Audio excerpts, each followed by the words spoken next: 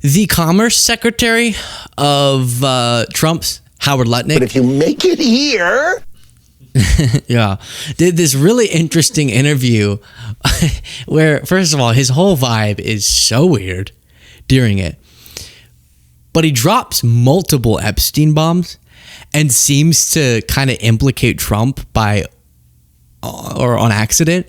But it's him on Pod Force One with Miranda Devine, one of our favorites, and she's divine as ever during this interview. She asks him about his relationship with Epstein, Lutnick's, because Lutnick was next door neighbors with Jeffrey Epstein, which, like, why not? Trump's former labor secretary was the one who struck the sweetheart deal.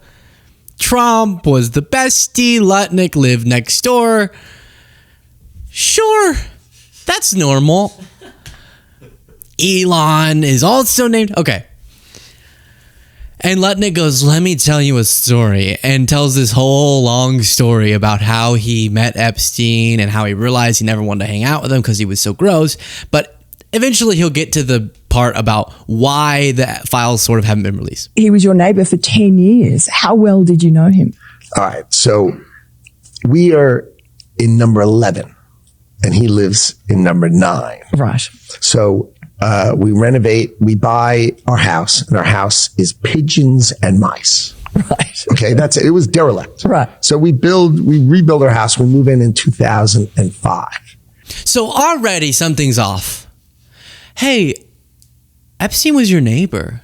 Yeah, so when I was 5 years old, I went to this school. I guess I was in kindergarten. There was this real bully, okay? And his name was Ron. Ron was such a bully, but then I kind of got to know him. And we had this weird kind of frenemy thing going on. And, you know, we'd go to recess and the teacher would say, don't play more basketball. And we would just keep playing basketball. But like we hated each other, but we loved each other. And I don't want to hear the whole story about your pigeons in your house, Howard. How'd you meet him? Okay, so already kind of weird. Okay. Jeffrey Epstein is arrested in like 2008, I think, or something like that. Right. So knock on the door. His assistant on like a Saturday says, Mr. Epstein, your neighbor would like to invite you over for coffee. So my wife and I go next door. You know, we walk the 7 steps, Yes, right, to the next house I thought you were in 11 and he was in 9. for coffee. We share a wall, right. So it's in New York City. So he invites us in. We have coffee. Oh, no, never mind. I get it. And he says, "Do you want a tour?" We said, "Great." He's Interesting. got a really big house. Every room you went into? He's got. Well, I'll tell you. So his house is like super big, really wide. And so he gives me a tour in the living room, big living room. And then across from it is double doors. I assume it's the dining room. Yeah. And he opens the doors and there's a massage table in the middle of the room. Ooh. And candles all around and stuff. All right, so then I'm going to try to play as much as I can before pausing, but there's so much. I mean, we're all just going to ignore Miranda, I guess. Did you see the whole place? And then he goes, and then there was a massage table. And from what we know about Epstein, I think the proper response is, oh, because likely he was abusing children there. And her response is, and candles too? Feels wrong, but okay. So I ask very insightful, cutting questions. I say to him, massage table in the middle of your house? How often do you have a massage? And he says, every day. And then he like gets like weirdly close to me. Ooh. And he says, and the right kind of massage. Ooh. Now my wife is standing here. So she looks at me and I look at her and we say, I'm sorry, we have to go. And you said that in sync? Guys, I'm not saying he did anything wrong, but he works for the guy who's currently doing something wrong and not being transparent. But aside from that, from what I've learned from crime shows, there is something suspicious about giving so much detail. And then it was a Saturday and we got coffee, and I turned, like, it kind of feels, I get it, because he wants people to know this is a real story, and this was really when he figured out Epstein was a creep, but the level of detail is a little, you'll hear that people will give like way too much. So where were you at the time of the murder? And it's like, oh, so my cousin Susan was sitting in the living room and we were watching this game and we were really mad because we wanted the team to win, but they actually ended up losing because of the kicker. It's like, oh, okay, this feels a little bit too hyper specific. And so I guess they said in sync, we have to go. Standing here. So she looks at me and I look at her and we say, I'm sorry. Sorry. We have to go. And we left. And in the 6 or 8 steps it takes to get from his house to my house, my wife and I decided that I will never be in the room with that disgusting person ever again. Oh, so yeah. I was never in the room with him socially, for business, or even philanthropy. If that guy was there, I wasn't going because he's gross. I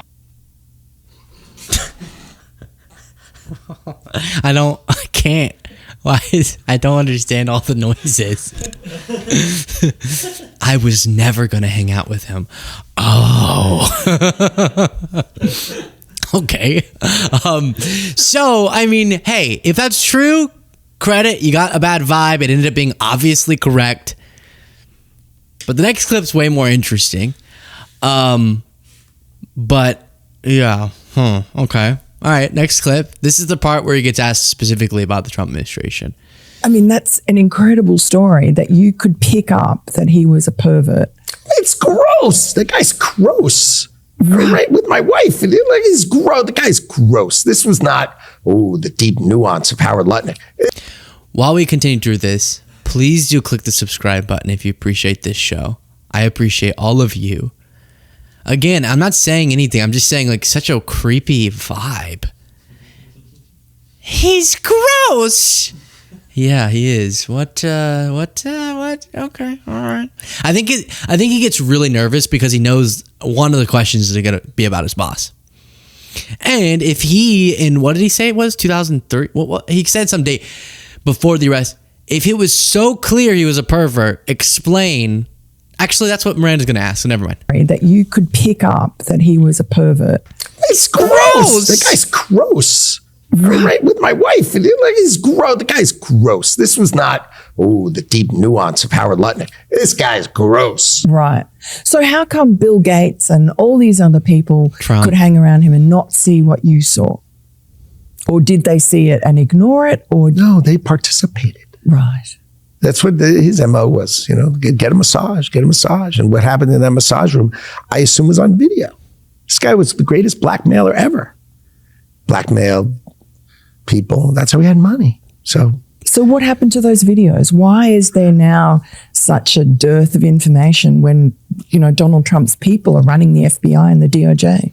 I assume way back when they traded those videos in exchange for him getting that 18-month sentence, which allowed him to have visits and be out of jail. I mean, he's a serial sex offender. How could he get 18 months and be able to go to his office during the day and have visitors and stuff? It must have been a trade. So my assumption, I have no knowledge, but my assumption is there was a trade for the videos because there were people on those videos. And have you talked to Donald Trump about this and shared your theory? No, I mean, he knows the story. Right. But my story, that, I was one and done with the guy. He knows that story, but that's it.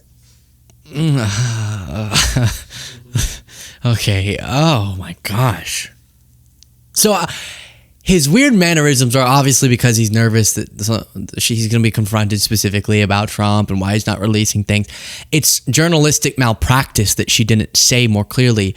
Why are they opposing this bipartisan discharge petition?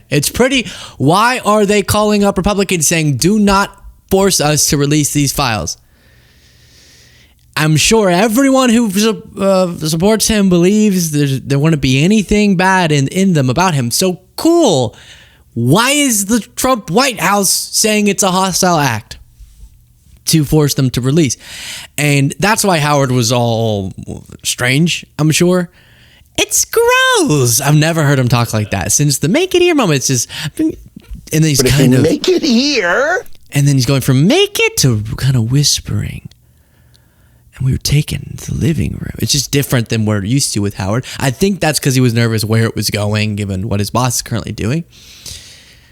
But then for him to get asked, if you realize, which was her question, if you realized so early how sick he was, why did other people hang around him so much? And it is true that this isn't a political thing. People of all different political ideologies, of all different positions of power, associated with him a lot. And Howard says because they were participating. So he didn't name Trump, but no one's on the record. There's a lot of Clinton associations, like he was hanging out a lot. Bill Gates is he's dead, so and others, but I've not heard of anyone who had as long and as deep of a relationship with Epstein as Trump in terms of the length and being called his best friend by him. So to say the reason why people kept associating was because they were being blackmailed or they were participating